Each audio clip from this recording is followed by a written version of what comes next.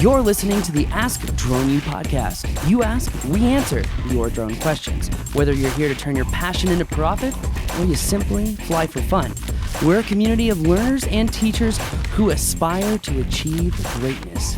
We are Drone U. Hey everyone, welcome to another episode of Ask Drone U. My name is Paul. My name's Rob. Thank you very much for joining us today. We appreciate you taking a few minutes.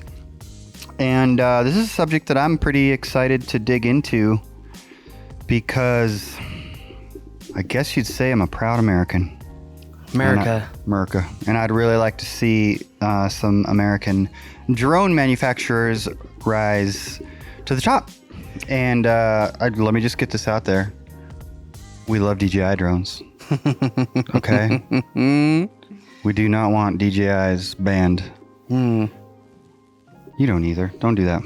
No, I was just thinking about was just thinking about all the things that we're not going to talk about today. Just like the back and forth, the division in the drone industry about that whole topic. Yeah, so anyways, we're not going to do that. Yeah, but ultimately how it would crush $116 billion of businesses. Yeah, and growing. I mean, that's only going to grow. The point is, there's some really interesting, developments. We just kind of want to keep you up to date on what's going on with the American drone market.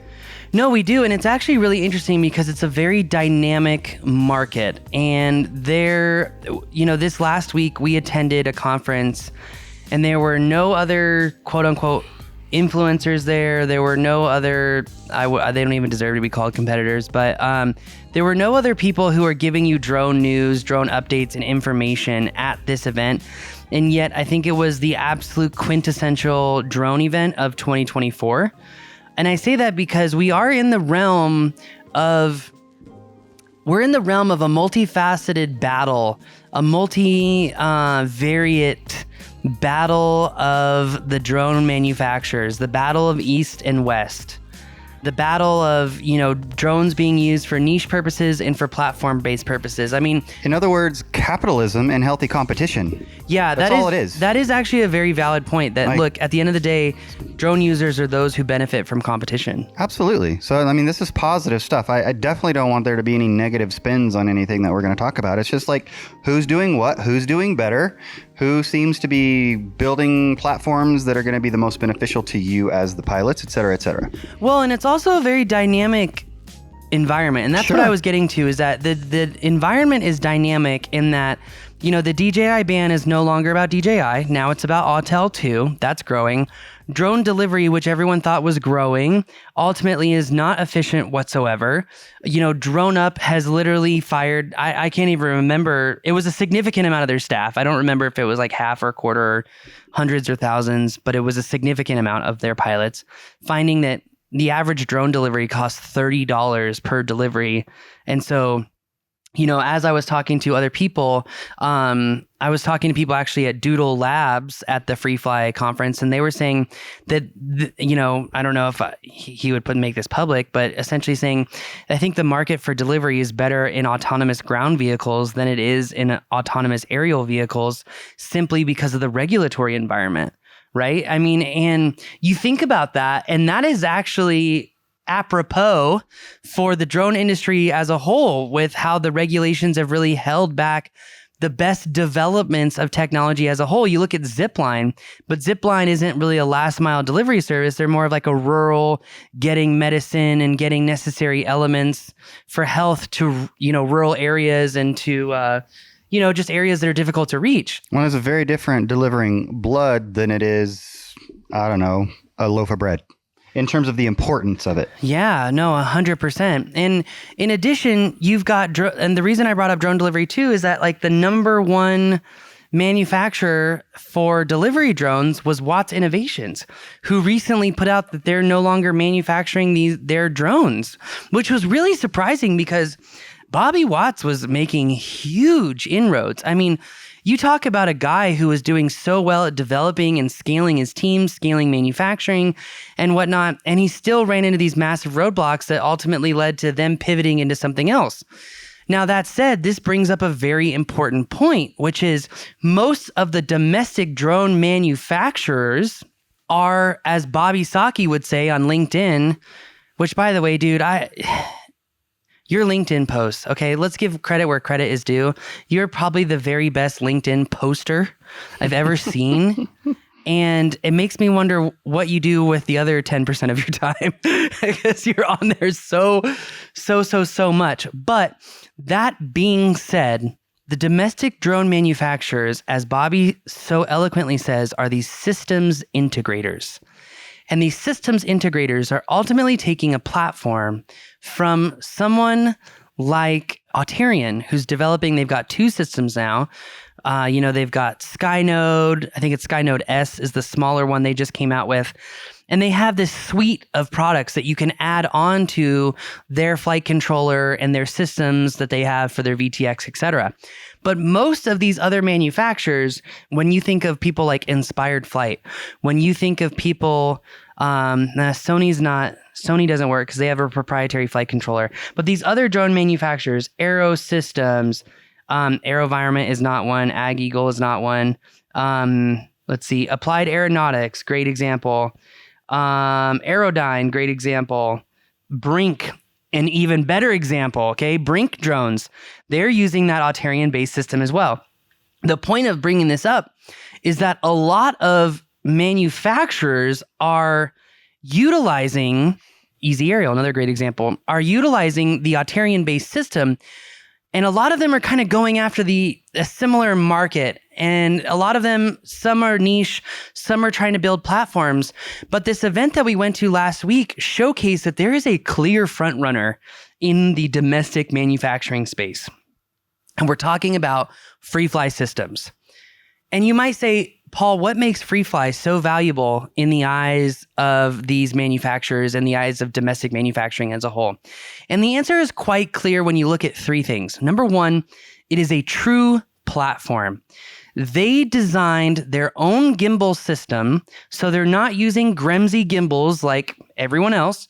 They designed their own gimbal system. And many people, when they think of gimbals and when they think of flying, they think of DJI. And they think of how you can capture these really smooth aerials, whether you're yawing or you're making a banking turn or you're doing an elevating reveal. They think of the smoothness that you can come to expect with DJI.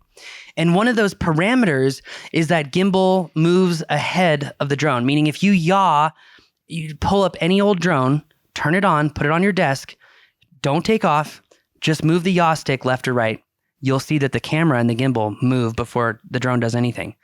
That's because of a parameter that DJI developed. The only other gimbal that I have personally seen do this is Freefly's system on the Astro Prime. They did it with the Astro as well. They've done it with some other gimbals that they've designed, the Movi, etc. But when it comes to having a platform that feels similar to the expectations that you have developed in the drone industry with DJI products, Freefly is the only group that has truly delivered what you can come to expect. And so when you think about, crap, what am I going to do if there is a DJI ban? And then you go out and you spend, tens of thousands on Skydio, or maybe you buy an Inspired Flight drone, or maybe you go to Easy Aerial, or maybe you go to Teal drones. But you're kind of back in this conundrum of like, okay, well, what drone is actually going to deliver what I need? What drone is going to give me a true platform that if I want to fly a triple camera system, if I want to fly a thermal system, if I need a laser rangefinder, or maybe I have a client who, because I'm in Colorado, needs methane detection and I need a really good OGI sensor. What drone can you buy that's going to allow you to do all of those things? And the only drone that answers that question is going to be the Freefly Astro Prime. And the thing is like, so we've talked about gimbals, but the other thing they've done, if you've ever flown a Skydio, if you've ever flown like the 3DR Solo, if you've ever flown some of these other drones that operate off of the Auterion system, you notice something really interesting, which we should grab one of those drones to illustrate this, because just the Tello, grab the Tello, okay? The Tello, okay?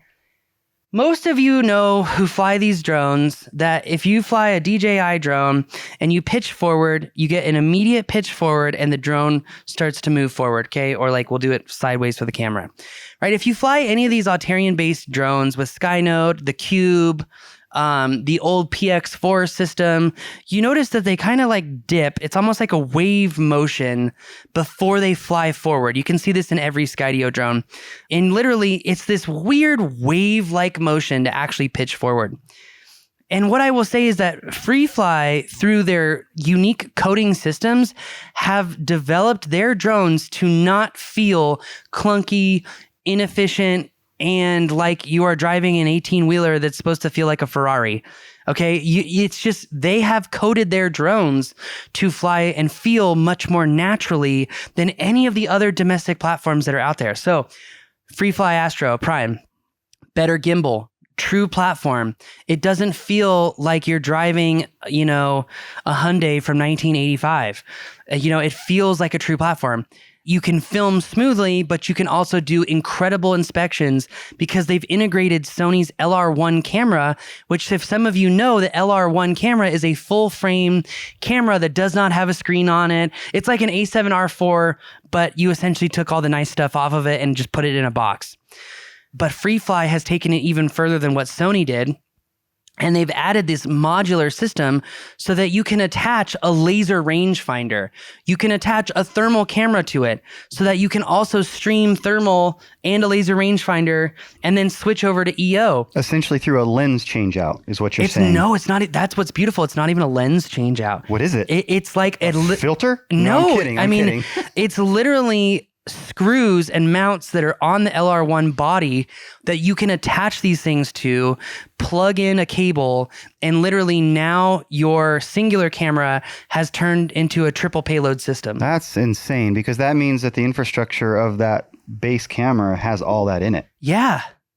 Yeah, and they've even added more. The Astro Prime now has the one thing that I was looking for, and I know I'm a little technical about this. I know I'm a little weird, but now it's got battery voltage on main screen. And it sounds stupid, but if you have pilots who don't know how to do a battery test, who don't know how to truly test the health of a drone before they take off, you are going to wind up in failure at some point. It's not if, it's when. It's like having a gas gauge that doesn't work. If you don't know how to truly read your gas gauge, or you don't even know how to make your drone into a true gas gauge, you're going to be screwed at one point or another. And if you're saying, well, then I'll fill up more often. Well, that's not efficient for a drone operation. 100%. Well said, Rob. And when it comes to this platform, when it comes to having a drone that you need to do mapping and you need to do really good georeference mapping, and you need to do georeference mapping over large areas, this full frame camera, it's not like a Skydio. Yeah, you got a 1-inch CMOS sensor, but hey, DJI did that in 2016. Okay, it's 2024 now. We're 8 years beyond. If you don't have a full frame camera in your drone, then you don't have a competitive package. And with a full frame camera, if I'm inspecting a power line, I don't have to be 30 feet from the power line, where maybe my RTK GPS isn't working that well. I can be 100, 200 feet out. And no, I don't have to use a digital zoom. Okay, because the camera sensor is so large that with 100 millimeter lens on it, you can capture such detailed photos that you don't need to use this crappy digital zoom. And also, you'll zoom in and post is what you're saying effectively. And with that lens, you can be zoomed in significantly, and you can also have variable zoom lenses on the LR1 system that are electronically operated, but the images themselves are going to be so much larger than what you're used to that you won't have to use as much zoom. You're exactly right. So quick question on this, because the Astro Prime and the platform that it is, which sounds amazing, why is there a need for the Alta X if the Astro Prime is the platform to solve all platforms? In all honesty, if you're filming, Netflix grade movies, if you're filming HBO grade shows, the Alta X is going to carry those cinema cameras. So you're going to put like reds on that and RE Mini, okay. True cinema lenses as well. That payload can handle, I think it's like 25 pounds of camera. Okay, so it's a very kind of niche purpose for this particular drone. Also, if you want to use an actual film camera, like a literal film camera. Yeah. You can fly a film camera on that, which Jake would be so proud.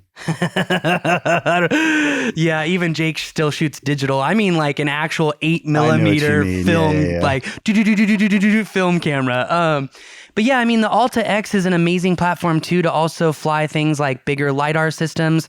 Although you can fly LiDAR on the Astro as well. They had Centera there, which was actually not just using, this is amazing, by the way. I haven't seen anyone else do this. Not even Skydio, which Skydio would be the second closest, but their LiDAR system will map the environment in real time and provide obstacle avoidance for the drone to navigate, which is much more accurate than a photogrammetric based system like what Skydio has. So when you That's interesting because that was one of the big selling points. This is totally out of left field, but at the user conference for Esri, Leica was there. yeah, And their drone, that was the big thing they were touting that it does using LiDAR. And it was cool, but this does that too. it does, and for a lot cheaper price point. Yeah. Yeah. That drone was 65 grand. And the Astro Prime is expensive for most drone pilots, but Sure. if this DJI ban does happen, which we hope it doesn't, but even if you want to be working on, if you want government work, sam.gov jobs, which there are a lot of them right now, believe it or not. If you want infrastructure work, you have to use an NDAA or Blue approved drone from, Blue approved He's from doing DIU. just that, zooming in. Yeah, it's a perfect example. Like it's incredible what you can do. I'm just on the homepage of Freefly looking while he's talking and just that they're showing a lot of what Well, we just did that video on the Skydio X10, Rob, right? And we were mapping, the LFRA training center. We also did a car accident. And the Skydio, you're going to have to pay for software to do this type of 3D modeling, mapping, etc. You don't have to pay for that here. That's a good question. Well, so what software are you using for this? So that All your normal stuff, Drone Deploy? And Well, Drone Deploy does have an app that's coming out for the Astro Prime. In fact, the CEO of Drone Deploy, Mike, it was good to see you, man. Hope that we get to meet and talk again. But they're going to have an app on there. Esri's, I think they call it he just told me the new name. The flight app from Esri is on there. So if you are using SiteScan, a lot of people that are in government are using SiteScan. Why? Because of the integration with ArcGIS, ArcGIS Pro. That is built into the remote. So you don't have to go out and, again, get these extra things, pay for these extra things. You can even use the Mav link that's on there and do basic mapping missions and whatnot. But the thing is that this is expensive compared to other aircraft, right? Like the Skydio X10. The Skydio X10 with 3D scan is $23,000, right? This drone is $32,000. But the thing is that I don't have to pay for software every year, every 3 years, or every 5 years, whichever Skydio bundle that you end up getting. And also, if I'm working in infrastructure, this is a true NDAA Blue approved drone. You guys have heard me say this before. I think the Blue is kind of a half-baked way of going about security protocols. When people say they're SOC 1, SOC 2 compliant, that's kind of like, that's really not a big deal. That's kind of like saying, gosh, that's like having a security protocol from like 1995 is like what I think of it as. And you look at people like Kevin Finisterre, who goes into the detail of, SOC 2 is nothing. We have to look at, SHA-256, like real encryption protocols. SOC 2 is the basic fundamental building block that every drone should have no matter what. And it's really not going to solve the problems if we're building drones that have to do, defense grade jobs. So when it comes to a true platform, I think Freefly is the only group that has built a true platform. If you want the LR1 mapping and videography and photography platform, that's one camera. If you need thermal and you need, the laser rangefinder to do agricultural based mapping and whatnot, you can do that. The thing is that, and this is, I was trying to remember what I was getting back to. When we did the comparison of the Skydio drone and this drone at the LFRA training center, this drone mapped everything in 3.5 minutes at 300 feet in altitude. When you have 300 feet. Yeah, when you have such a large sensor, wow, you don't have to fly lower. Okay? When you have such a large sensor, you have a really small ground sampling distance. Mm-hmm. Okay? And when you have such a large sensor, you cover much wider swaths of land at much greater detail, meaning that your missions are much more efficient. So when you think about what you can do, regarding these various drones and whatnot, there's so much that you can do with one platform that with other manufacturers, you would have to buy multiple solutions. So in all honesty, they are covering a wide swath at great depth and detail. And lastly, they have their own RTK and N-Trip system. So you don't even have to go out and buy SmartNet. You don't have to use Trimble Business Center. They have their own N-Trip system. So if you want those RTK corrections down to photo grade, calibrated, so that you don't have to use as many GCPs. That's a whole podcast in itself. This drone is going to help you do it. So honestly, I have not been impressed or as impressed with the drone since like the Inspire 2, because this drone does it all. Yeah, no, it's amazing. It sounds amazing. You just got to pony up. You got to be able to afford it. And I think ultimately what that means for our constituents, listeners, et cetera, is do you see what is your analysis of the payback on that investment?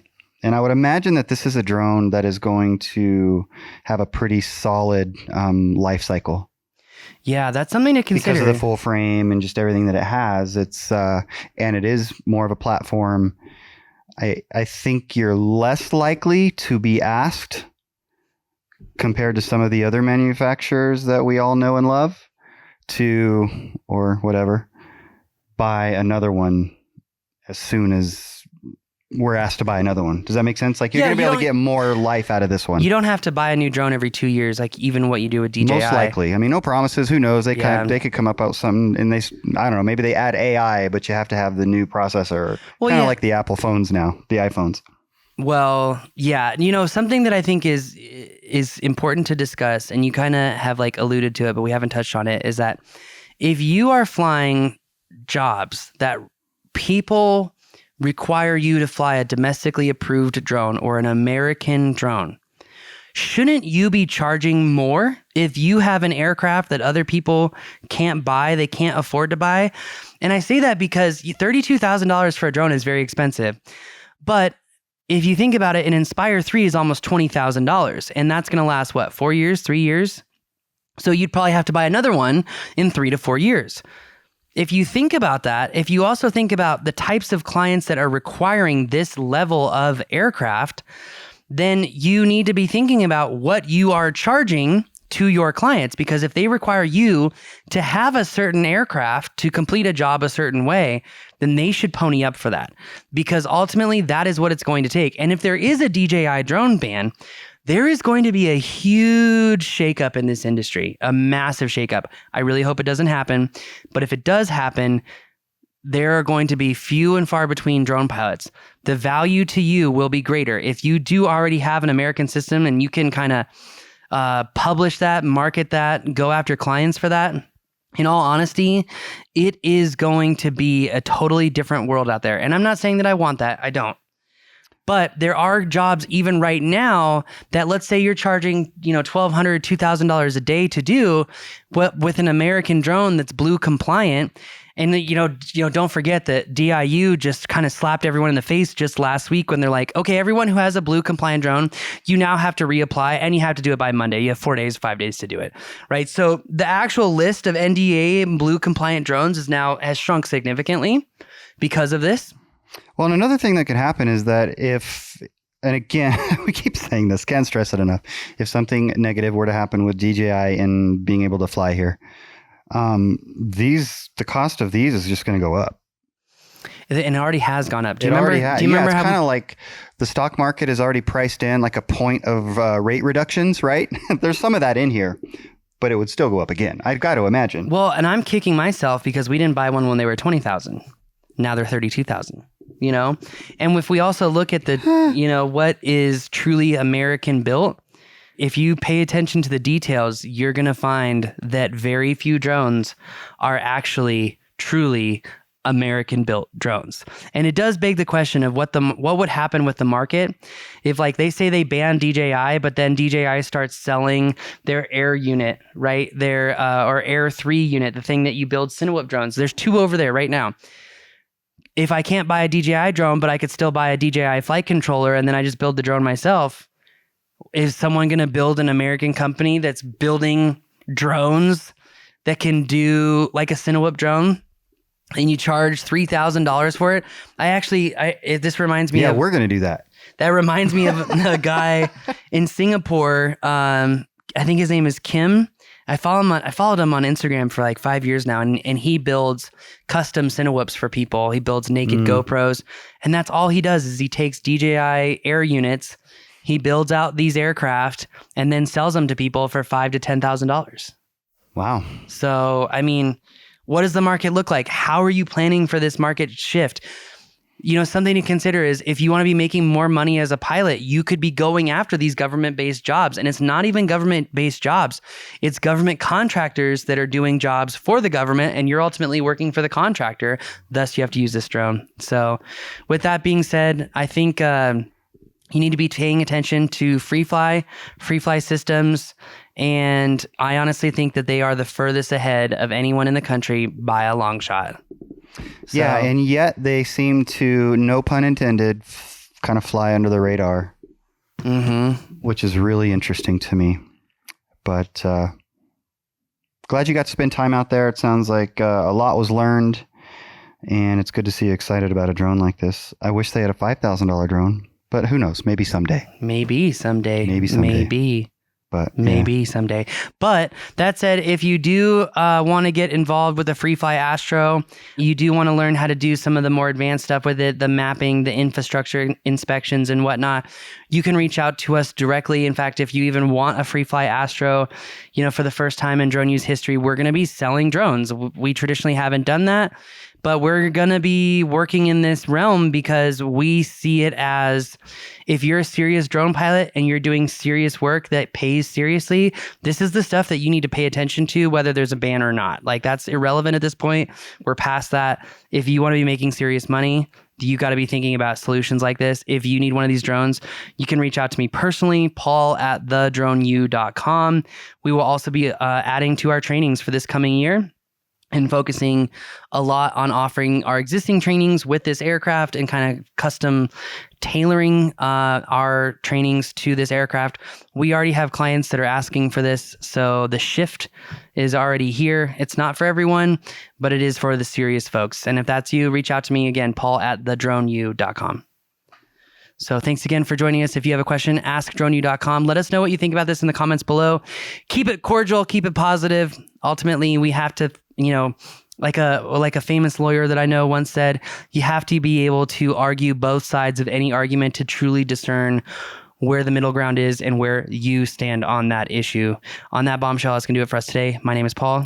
my name is Rob. This is Ask Drone U.